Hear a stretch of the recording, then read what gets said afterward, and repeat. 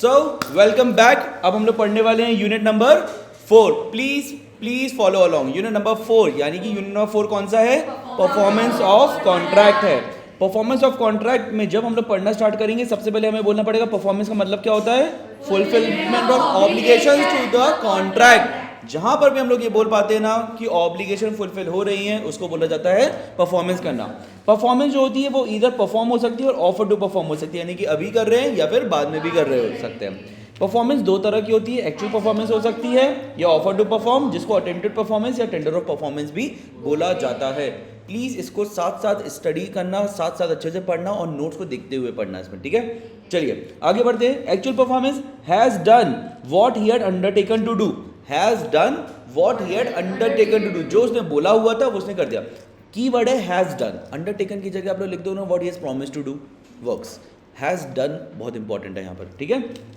और either party has fulfilled their obligations. Either मतलब दोनों में से किसी भी एक ने, ठीक है। Offer to perform, promisor offers to perform his obligation but promisee refuses to accept. Promisor offers to perform his obligation but promisee refuses to accept. Promisee ने मना कर दिया है, ठीक है। चलो, conditions to be satisfied for a valid tender और attempted performance, मतलब ये कौन सी वाली है? जो सेकंड वाला पॉइंट है ना, ऑफर टू परफॉर्म, उसके लिए कंडीशन मस्ट बी अनकंडीशनल, यानी कि आपने जो ऑफर किया है वो अनकंडीशनल होना चाहिए। आपने जो ऑफर दिया है वो अनकंडीशनल होना चाहिए, ठीक है। चलो, now must be unconditional, must be made at the proper time and place. मतलब आप जो ऑफर कर रहे हो ना, ऑफर टू परफॉर्म, वो प्रॉपर टाइम एंड प्लेस पर। बेसिक फंड है ना लाइफ के, कि अगर आप बोल रहे हो कि सामने वाला मेरी परफॉर्मेंस को एक्सेप्ट नहीं कर रहा है, तो आपको परफॉर्मेंस कब करवानी चाहिए? प्रॉपर टाइम एंड प्लेस पे करवानी चाहिए, प्रॉपर तरीके से करवानी चाहिए। अनकंडीशनल परफॉर्मेंस ये नहीं कि आप ना थोड़ा सा एडजस्ट कर लीजिए, ये नहीं होना चाहिए। Reasonable opportunity to examine goods. अब सोचो आप सही टाइम पे पहुंचे, सब कुछ पहुंचे और आपने बोला चलिए गुड्स डिलीवर, परफॉर्मेंस डन। नहीं यार, उसको एग्जामिन करने का राइट तो दो। अगर आप नहीं दे रहे हो तो फिर आप कैसे बोल सकते हो वो एक्सेप्ट नहीं कर रहा। And must be for whole obligation, यानी कि ऐसा नहीं होना चाहिए आपने बोला अभी आधा परफॉर्मेंस ले लीजिए बाद में पूरा ले लीजिएगा, ऐसा नहीं। जो अग्री हुआ है वो पूरा आपको देना पड़ेगा। बाय हुम अ कॉन्ट्रैक्ट में be perform, by whom a contract में बी परफॉर्म। अच्छा सोचो ना, यहाँ पर ना must be for whole obligation, जब हम लोग ने बोला ना से 1000 kg ऑफ वीट डिलीवर करने की बात हुई थी और दो पार्ट्स में 500 के दो लॉट आने वाले थे। पहला लॉट आया 500 वाला, तो क्या उसको होल ऑब्लिगेशन नहीं माना जाएगा? नहीं माना जाएगा। 500 अग्री किया था ना, 500 आ गया। मतलब इस पॉइंट ऑफ व्यू से सोचना, पूरे कॉन्ट्रैक्ट साइज भले ही 1000 हो, एक लॉट की तो 500 थी ना, तो वो ध्यान रखना, ठीक है। उसको होल ऑब्लिगेशन मान लिया जाएगा। बाय हुम अ कॉन्ट्रैक्ट में बी परफॉर्म्ड, तो प्रोमिसर हिमसेल्फ, जिसने बोला है वो खुद कर सकता है। एजेंट भी कर सकता है उसका। लीगल रिप्रेजेंटेटिव्स हो सकते हैं। अब इसमें कई बार क्या होता है, लीगल असेंडेंट, लीगल डिसेंडेंट्स हो सकते हैं। थर्ड पर्सन भी कर सकते हैं, येस, बट ये ध्यान रखना है जहाँ पर पर्सनल स्किल्स इन्वॉल्व है वहाँ पर शायद थर्ड पर्सन नहीं कर सकते, ठीक है। जॉइंट प्रोमिसर्स, यहाँ पर हम लोग को देखना पड़ेगा कैसे कैसे फुलफिल होगा। प्रोमिसर हिमसेल्फ करता है कब? जब specially contract which involve exercise of personal skill और डिलीजेंस, जैसे कि हम लोगों ने डिस्कस किया हुआ था। कई बार पेंटिंग बनवानी है आपको, और पेंटिंग बनवानी है तो वहाँ पर आपको जब पेंटिंग बनवानी है तो वहाँ पर आप जो है एक्सरसाइज ऑफ पर्सनल स्किल्स करते हो। एक्सरसाइज ऑफ पर्सनल स्किल मतलब क्या? जैसे आपको पेंटिंग बनवानी है, अब आपने बोला कि यार मैं ना मिस्टर ए से बनवाना चाहता हूँ, मिस्टर ए ने अपने एसोसिएट से बनवा दिया। अब उन्होंने बड़ी घटिया सी पेंटिंग बनाई, और यहाँ पर चलेगा क्या? बिल्कुल भी नहीं। क्यों? क्योंकि यहाँ पे exercise of personal skill involve है। तो स्पेशली वो कॉन्ट्रैक्ट जहाँ पे पर्सनल स्किल इन्वॉल्व है वो किसको करना चाहिए? प्रोमिसर हिमसेल्फ को। सोचो ना, आपने गाने के लिए किसी एक बहुत बड़े सेलिब्रिटी को बुलाया, सिंगर को बुलाया, और उन्होंने अपने एसोसिएट को भेज दिया, वहाँ पर चलेगा? बिल्कुल नहीं चलेगा, क्योंकि वहाँ पर आप बोलोगे कि यार यहाँ पे पर्सनल स्किल इन्वॉल्व है ना। एजेंट कर सकता है, yes, but agent must be competent. Agent competent होना चाहिए। लीगल रिप्रेजेंटेटिव्स, येस कर सकते हैं, unless contrary intention appears from the contract, यानी कि जहाँ पर ऐसा लिखा है कि लीगल रिप्रेजेंटेटिव्स को राइट नहीं दिया जाएगा, वहाँ पर वो नहीं कर सकते। से अब बताओ ना, हम टीचिंग करते हैं, ठीक है, ये एक personal skill, personal diligence skill वाला सवाल है। आपने सुप्रीत अग्रवाल के नाम से पैसे दिए, तो क्या कोई और पढ़ा सकता आपको लॉ? नहीं पढ़ा सकता आपको लॉ। बट एक चीज़ बताओ, कहीं पर अगर हमारे लीगल रिप्रेजेंटेटिव्स आए और उन्होंने बोला सुप्रीत आज नहीं आ पा रहा है, आज ना हमारे कोई एक कज़न है वो पढ़ाएंगे आपको, चल जाएगा।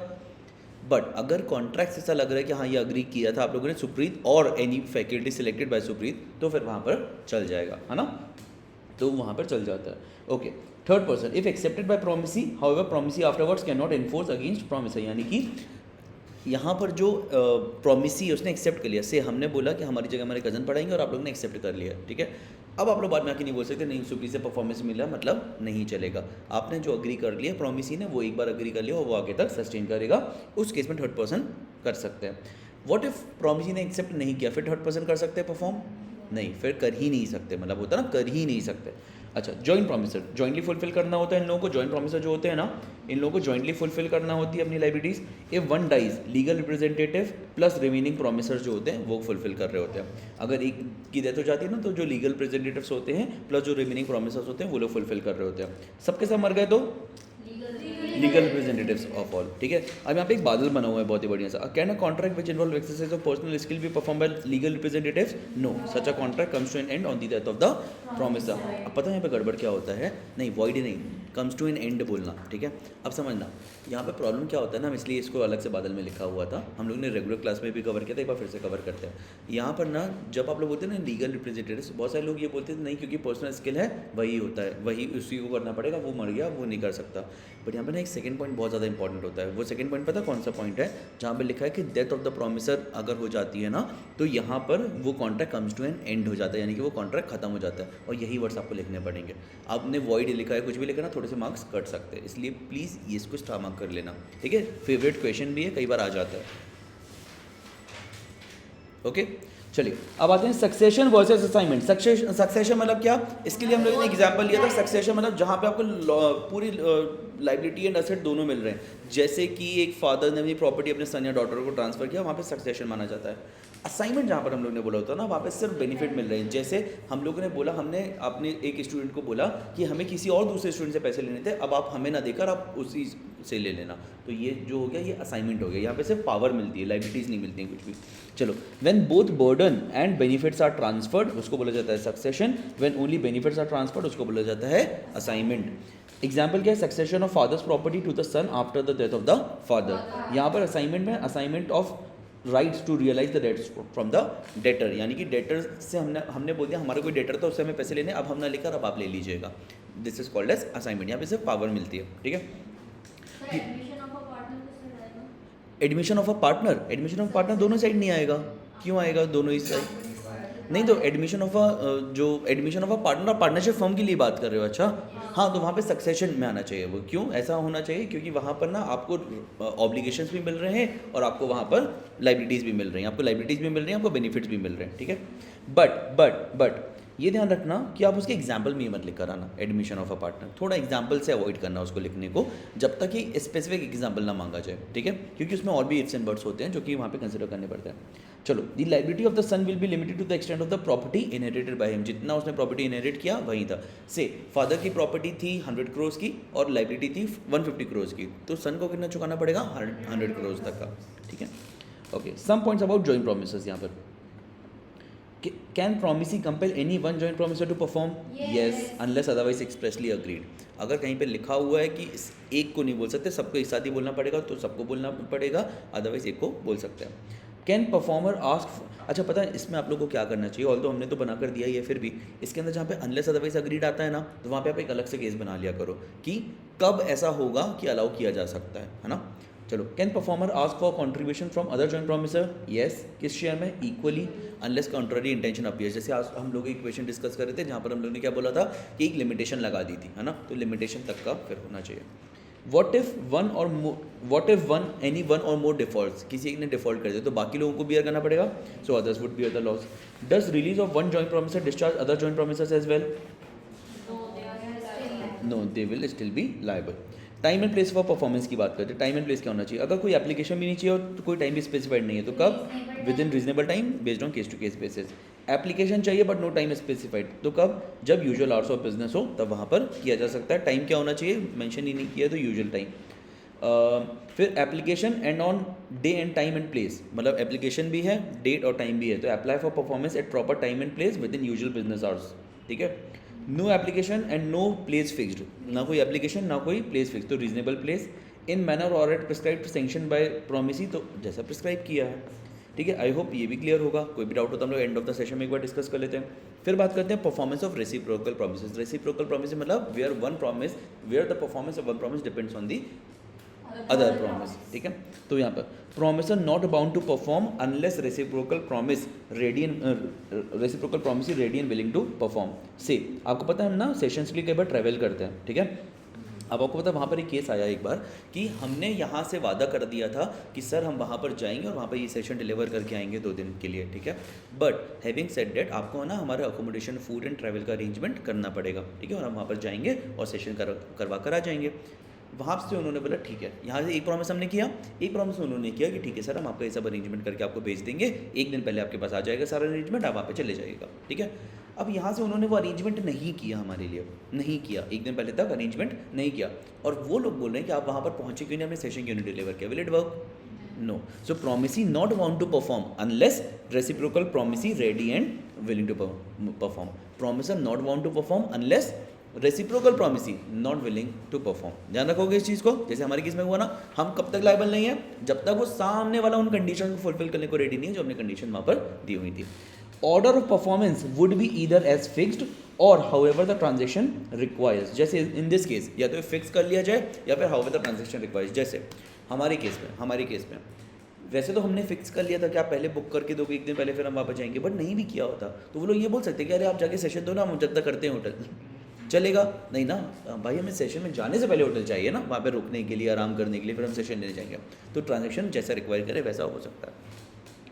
One party preventing event on which the contract is to take affect, ठीक है।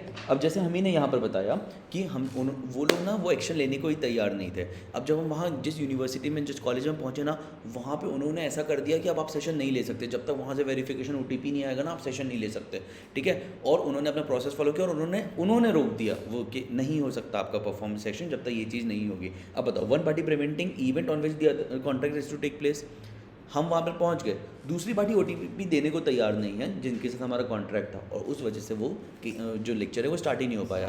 तो यहाँ पर हमारी लायबिलिटी मानी जाएगी नहीं, रेसिप्रोकल प्रॉमिस देखा जाएगा, क्योंकि हमने क्या अग्री किया था, जो भी फॉर्मेलिटीज़ रहेंगी वो आप पूरी करने में हमें हेल्प करोगे।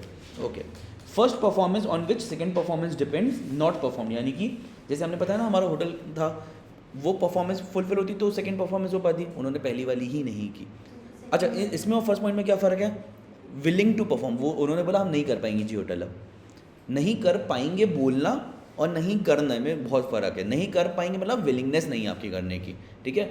और नहीं करना का मतलब है कि आप कर नहीं पाए उसको किसी भी तरह से, अब आप फटाफट कर दोगे। तो इसलिए फर्स्ट और फोर्थ पॉइंट में ये डिफरेंस है। आते हैं फिफ्थ पॉइंट पे, effect of failure to perform at a time fixed in a contract in which time is essential. Effect of failure to perform at a time fixed in a contract where time is essential. तो आपने क्या किया, आपने ना कोई ऐसा चीज़ थी जो टाइम पे परफॉर्म करनी थी, बट वो आपने टाइम पे परफॉर्म नहीं किया, वहाँ पे टाइम इज एसेंशियल। जैसे ये मैराथन, हमने बोला देंगे ना मैराथन, कब मना किया? 18 तारीख को रखते हैं, आप बोले 18 को ही तो पेपर है।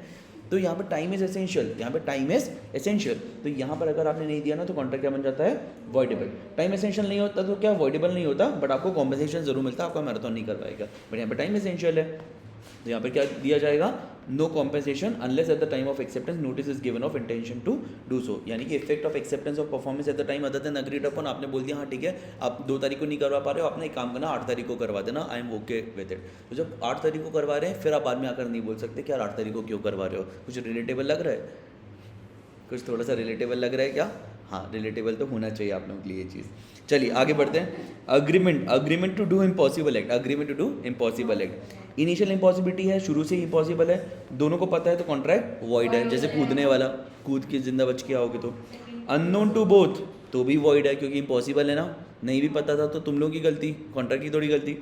Known to promisor only, promisor को पता था तो compensation even if could have been known by reasonable diligence, अगर पता भी किया जा सकता था नॉर्मली तो भी माना जाएगा। सब्सिक्वेंट और सुपरवीनिंग और इम्पॉसिबिलिटी और पोस्ट कॉन्ट्रेक्चुअल इम्पॉसिबिलिटी, सब्सिक्वेंट और सुपरवीनिंग इम्पॉसिबिलिटी और पोस्ट कॉन्ट्रेक्चुअल इम्पॉसिबिलिटी, मतलब बाद में इम्पॉसिबिलिटी पता चली, क्या होगा? वॉइड हो जाएगा, ठीक है। अब जल्दी से 2 पॉइंट्स और देखते हैं।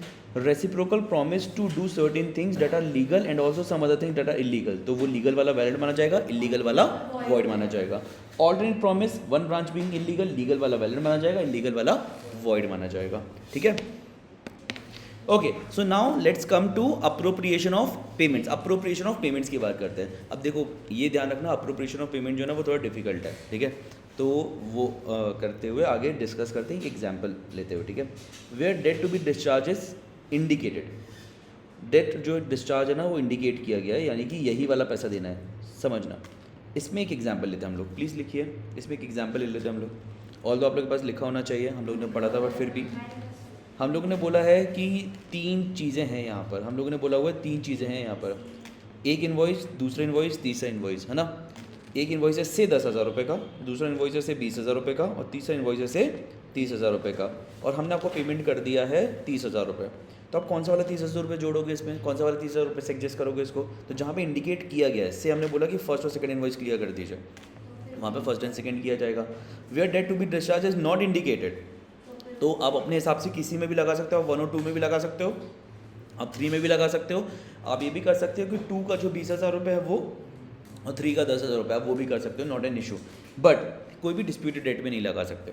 बात करते हैं तीसरा, जहाँ पे किसी पार्टी ने कुछ भी नहीं किया, तो जो भी टाइम है, मतलब जहाँ पर फर्स्ट इन्वॉइस, सेकंड इन्वॉइस और थर्ड इन्वॉइस जिस भी टाइम पीरियड में ड्यू था, उसी सीक्वेंस में उसको करवाया जा सकता है, या फिर इक्वल स्टैंडिंग यानी कि प्रोपोर्शनेटली करवाया जा सकता है। प्रोपोर्शनेटली कैसे करेंगे, यहाँ पे 1:2:3 रेशियो में बांट देंगे तीनों में, समझ आया ना, ठीक है। आप लोग कई बार पूछते हो ना क्यूए क्यों पढ़ाया जा रहा है, ये सब ये इसीलिए पढ़ाया जाता है क्योंकि लॉ में भी जरूरत पड़ती है, जब आप आगे आके सेटल करवाते हो ना, तो ये सब जरूरत पड़ती है। रेशियो, सोचो ना, किसी को रेशियो प्रोपोर्शन बोल दिया, रेशियो में डिवाइड करो, उसको रेशियो से डिवाइड करते नहीं आता है, 1:2:3 नहीं आता, कैसे करते हैं, गड़बड़ हो सकता है ना। ऑल्दो अंडरस्टैंड ये पहले से आना चाहिए, बट सीए में अपने पास एक बार फिर से सिखा दिया जाता है कि भाई अभी तक नहीं भी पढ़ा था ना 5th 6th 7th 8th में, अब पढ़ लो, ठीक है। इसलिए आपने देखा हो कई बार लोग बोलते हैं कि जो इंसान स्कूल में बिल्कुल अच्छा नहीं पढ़ता तो वो सीए में इतने अच्छे मार्क्स कैसे ले आता है, पास कैसे हो जाता है, कई बार इसीलिए हो जाता है क्योंकि सीए में अगर हमने जो क्यूरिकुलम है उसको अच्छे से फॉलो कर लिया ना, तो आप आगे जाकर पूरा अच्छे से पढ़ सकते हो। वो लोग जनरली खुद ही कवर कर लेते हैं उन लोगों को जो टेस्ट करना है, ठीक है। चलो अब बात करते हैं contracts which need not be performed. अब ये बहुत इंपॉर्टेंट हो जाता है, पता है कई बार ना एग्जाम में आ जाता है, contracts which need not be perform with the consent of both party, यानी कि अगर दोनों पार्टी मान जाएं तो इन कॉन्ट्रैक्ट्स को परफॉर्म करने की कोई भी जरूरत नहीं पड़ती है। तो इफेक्ट ऑफ नोवेशन, अगर कोई नया कॉन्ट्रैक्ट बनाया, substitution new contract for old, तो पुराने वाले को परफॉर्म करने की जरूरत नहीं है। रिसेशन कैंसिल कर दिया है तो ज़रूरत नहीं है। ऑल्ट्रेशन, कुछ टर्म्स चेंज कर दिए तो भी पुराने वाले को परफॉर्म करने की जरूरत नहीं है। प्रोमिसी में वेव और remit performance of promise, promisee में वेव और रेमिट परफॉर्मेंस ऑफ प्रॉमिस, यानी कि मे एक्सटेंड टाइम और रेमिट होली और इन पार्ट। प्रोमिसी में वेव और remit performance of promise, promisee ने क्या किया, बोला कि मुझे परफॉर्मेंस नहीं चाहिए है, तो यहाँ पर क्या बोल दिया जाता है कि परफॉर्मेंस करने की ज़रूरत नहीं है। Restoration of benefit under a void and voidable contract, यानी कि सामने वाले ने वॉइडेबल कॉन्ट्रैक्ट रिसेंड कर दिया, then no need to perform, या फिर इफ़ एनी बेनिफिट्स रिसीव तो वो उसको रिस्टोर करने पड़ते हैं। इसमें हमने मल्टीपल पॉइंट्स को मर्ज किया है यहाँ पर, ठीक है। आपके मॉड्यूल में ना 2-3 पॉइंट्स दिए हुए थे ये, तो इसका मतलब ये है कि अगर कोई भी कॉन्ट्रैक्ट वॉइडेबल हो गया है और कैंसिल हो गया है तो उसको परफॉर्म करने की ज़रूरत नहीं है। अगर कोई बेनिफिट्स आए हैं उसके तो वो आपको रिस्टोर करने पड़ेंगे, यानी कि वापस करने पड़ेंगे। इससे हमने बोला हुआ था ना, आपके पास बिल्डिंग आई हुई है, अब बिल्डिंग में अगर एक फ्लोर बन के वॉइड हो गया तो एक फ्लोर का पैसा तो आपको देना पड़ेगा, ठीक है। Communication of rescission, communication of rescission in the same manner as proposal is communicated. Proposal मतलब कम्युनिकेशन ऑफ ऑफर पड़ा था, वैसे ही रेसेशन भी, कैंसिलेशन भी कम्युनिकेट किया जाता है। तो कैसे कैसे कम्युनिकेशन माना जाएगा, when it comes to the sender, when it comes to the receiver, वैसे ही है ना। हम लोगों ने रेवोकेशन पढ़ा था ना, communication of revocation. Effects of neglects of promisee to afford promisor reasonable facilities for performance, यानी कि जो रिसीवर उसने गिवर को, जैसे हमारे केस में उसने रीजनेबल फैसिलिटीज़ ही नहीं दी, तो ये कॉन्ट्रैक्ट हो जाएगा कि यार नहीं करना है फुलफिल। जैसे हमने बताया ना, कॉलेज में हम गए, उन्होंने हमें माइक ही नहीं दिया, 100 बच्चों की क्लास में माइक ही नहीं दिया, तो यहाँ पे क्या परफॉर्म करने की ऑब्लिगेशन है, नहीं। रिसीवर ने गिवर को रीजनेबल फैसिलिटीज नहीं दी, then giver promises not liable for any non performance, ठीक है। चलो बात करते हैं डिस्चार्ज ऑफ अ कॉन्ट्रैक्ट की। तो डिस्चार्ज कैसे कैसे हो सकता है, डिस्चार्ज कैसे कैसे हो सकता है, डिस्चार्ज बाय परफॉर्मेंस एक्चुअल और attempted, discharge by mutual agreement हो सकता है, discharge by impossibility of performance हो सकता है। इम्पॉसिबिलिटी में कौन कौन से पॉइंट्स हैं, अनफोर्सिन चेंज इन लॉ, अच्छा लॉ में चेंज हो गया, ये है क्या, नहीं। अनफोर्सिन चेंज मतलब पता ही नहीं था, अचानक से लॉ में चेंज आ गया, नोटबंदी आ गई थी अचानक से, चेंज इन अनफोर्सिन था बट वो, है ना, वहाँ पे इम्पॉसिबिलिटी ऑफ परफॉर्मेंस आ सकती है।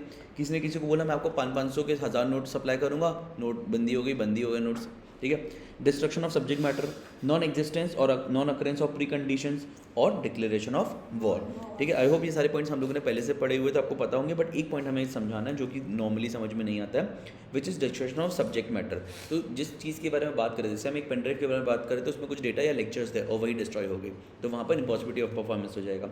नॉन एग्जिस्टेंस और non occurrence of pre condition, यानी कि हमने बोला था इस पेनड्राइव को इंस्टॉल करने से पहले आपको नया लैपटॉप लेना पड़ेगा और आप नहीं ले पा रहे हो, वहाँ पर इम्पॉसिबिलिटी ऑफ परफॉर्मेंस हो जाएगा। आते हैं discharge by lapse of time. तो ये वैसा ही है जैसे डिस्चार्ज ऑफ कॉन्ट्रैक्ट होता है ना, वैसे ही होते हैं। Discharge by lapse of time, discharge by operation of law, death की वजह से हो गया, इंसैनिटी की वजह से हो गया, इंसॉल्वेंसी की वजह से हो गया, discharge by breach of contract, तो ये भी हो सकता है। एंटीसिपेटरी ब्रीच भी होती है, एक्चुअल ब्रीच भी होती है। अभी हम लोग यूनिट नंबर 5 में नेक्स्ट यही पढ़ने वाले हैं। प्रोमिसी में वेव और रेमिट परफॉर्मेंस ऑफ प्रॉमिस, अब भी ऊपर पढ़ा कि वो वेव करना मतलब लेट गो करना, उसने बोल दिया कि हाँ नहीं करने की ज़रूरत है। Effects of neglect of promisee to afford promisor reasonable facilities, ये भी हम लोग ने अभी पढ़ा।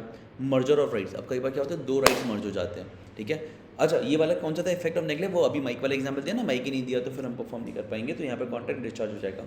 मर्जर ऑफ राइट्स, कई बार एक राइट और दूसरा राइट मर्ज हो जाते हैं, कोई एक सुपीरियर होता है, कोई जूनियर राइट होता है, इन्फीरियर राइट होता है, तो कौन सा वाला रह जाता है, सुपीरियर वाला रह जाता है, ठीक है। If inferior and superior rights merges, inferior rights vanish and are not required to be enforced, ठीक है।